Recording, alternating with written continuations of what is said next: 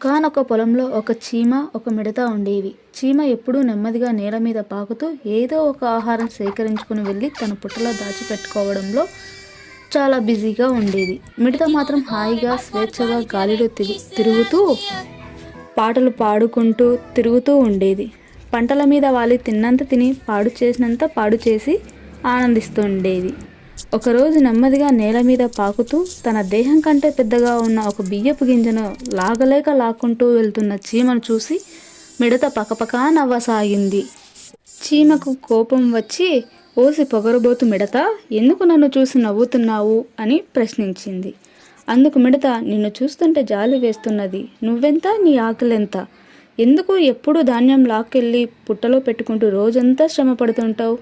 నాలాగా హాయిగా పాటలు పాడుకుంటూ తిరగవచ్చు కదా అన్నది. చీమ ఏమీ సమాధానం చెప్పకుండానే వెళ్ళిపోయింది. కోతలు పూర్తయి పంటంతా రైతుల ఇళ్లకు వెళ్ళిపోయింది. ఇంతలో భారీ వర్షాలు వచ్చాయి. తోటంతా వర్షంతో ముద్ద అయిపోయింది.